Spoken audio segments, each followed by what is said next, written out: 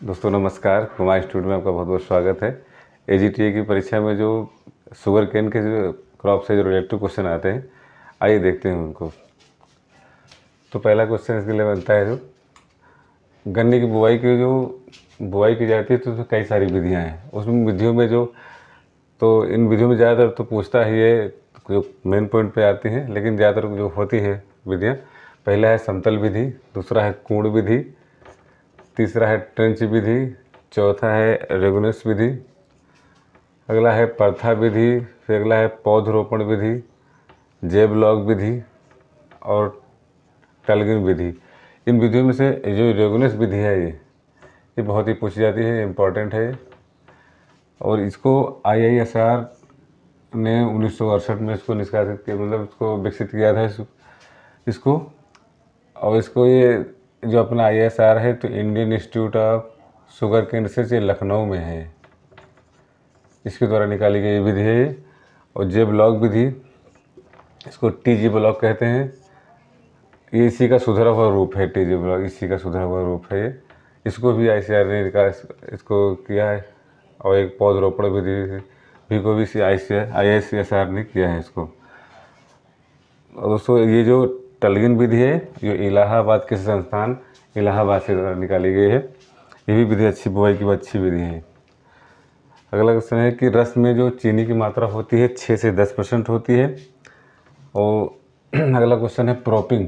प्रोपिंग का तो बहुत ही ज़्यादा पूछा था कि प्रोपिंग जो ऑप्शन 4 में दिया होगा कि प्रोपिंग किससे रिलेटेड, किस क्रॉप से रिलेटेड, तो गन्ने से होती है। गन्ने की क्रॉप में जो ऐसे गन्ना है इसमें लगा हुआ है इसे, तो कीट पतंगों से या तेज़ धूप से बचाने के लिए गन्ने की पत्ती को इसके पास में डाल देते हैं, इसको ढक देते हैं। इसको ढकना ही प्रोपिंग कहते हैं। और इसकी जो फास्फोरस और कैल्शियम, अगला क्वेश्चन है कि जो गन्ने में जो चीनी की कमी होती है या उसको उपज बढ़ाने के लिए फास्फोरस और कैल्शियम की मात्रा अच्छी खासी दी जाती है, तभी उसमें अच्छी उपज मिल जाती है इस गन्ने के लिए। और गन्ने में जो इसकी कभी आ जाता है कि ब्लाइंड होइंग, अंधी गुड़ाई, तो जो इंटर लेवल पे होते हैं, जो लोग देख रहे हो, ये जो BSc जिनको कहते हैं, जो इनके एग्जामिनर आते हैं, ज़्यादातर क्वेश्चन कर बैठे थे कि गन्ने में अंधी गुड़ाई क्या होती है, जो ये कब की जाती है, तो बुआई के 1 सप्ताह बाद करनी चाहिए।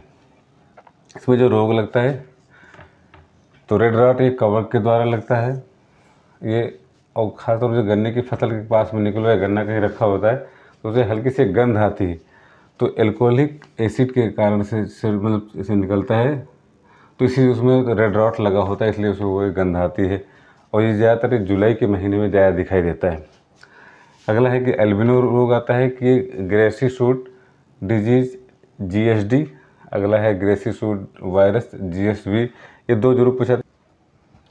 तो ये जो GSV और GSD 2 होते हैं, ये पूछा जाता है ना कि इसमें किससे रिलेटेड, तो गन्ने से रिलेटेड है रोग। तो एल्बिनो रोग की पहचान में होता है कि आप गन्ने की जो फसल से गन्ना बोया जाता है तो उसमें बहुत पतले पतले से कई कल्ले निकल आते हैं। वैसे ज़्यादातर कल्ले ही निकलते हैं, रोड निकलते हैं, तो उसमें तो क्योंकि बहुत पतले पतले गन्ने निकलते हैं, उसमें एल्बिनो रोग से प्रभावित होता है गन्ना वो, इसलिए बहुत पतले पतले कई सारे उसमें कल्ले निकल आते हैं, तो वो एल्बिनो रोग से ग्रसित पौधा होता है। और पैरिला रोग तो बहुत ही पूछा जाता है, जो किस महीने में आता है, तो अप्रैल मई में प्रभावित करता है, और अगला अगस्त सितंबर में ज़्यादा प्रभावित करता है। दोस्तों अगला क्वेश्चन है कि रिफ्रैक्टोमीटर, कि गन्ने की फसल को पकने की जांच की जाती है तो किसके माध्यम से की जाती है, तो ये रिफ्रैक्टोमीटर आता है उससे। तो या तो लोग अपने हाथ से कभी तो उसमें गन्ने को पकड़ से ऐसे ठोंकते हैं, उसको ऐसे उसको बजा के देखते हैं, ऐसे तो ऐसे कट कट की आवाज़ आने लगती है, उसको मेटेलिक साउंड कहते हैं इसको। गन्ने की फसल पक जाने तो इसको हो जाता है कि गन्ने का हमारा गन्ना पक गया है, इसको थोड़ा जानकारी से मिल जाती है।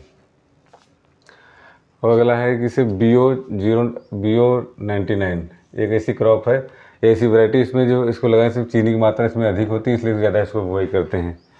और रेगुनस, जिसकी बात हम लोग करते हैं कि रेगुनस क्या है, ये जो विधि रेगुनस वाले निकाली गई है, तो रेगुनस अंकुरित भाग को कहते हैं, जो बुआई के लिए काटा जाता है। एक पार्ट इसमें गन्ने का ले लिया जाता है, जो इसमें जो अंकुरित भाग होते हैं, इसे तीन आँख वाला गन्ना इस्तेमाल किया जाता है, तो इतना हिस्सा जो काटा जाता है इसको रेगुनस कहते हैं।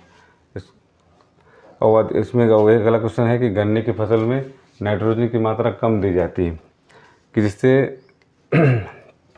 कि जो हमारी उपज है उसकी बढ़ जाती है। अगर क्योंकि गन्ने की फसल पर ज़्यादा फास्फोरस और कैल्शियम ज़्यादा दी जाती है।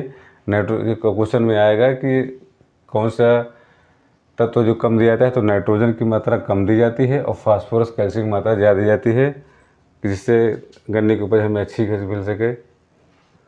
दोस्तों, ये कुछ क्वेश्चन है जो शुगर केन की क्रॉप से रिलेटेड हैं। जो एक पिछली वीडियो में हमने बताया था कि कुछ ऐसे क्वेश्चन हैं जो बहुत ही इंपॉर्टेंट हैं परीक्षा की दृष्टि से खास तौर पे। तो आप इसको देखिए, स्क्रीनशॉट ले लीजिए हो सकता है। और अगर वीडियो हमारी आपको अच्छी लगे तो इसको लाइक करिए, सब्सक्राइब करिए। मिलते हैं अगली वीडियो में। बहुत बहुत धन्यवाद वीडियो देखने के लिए।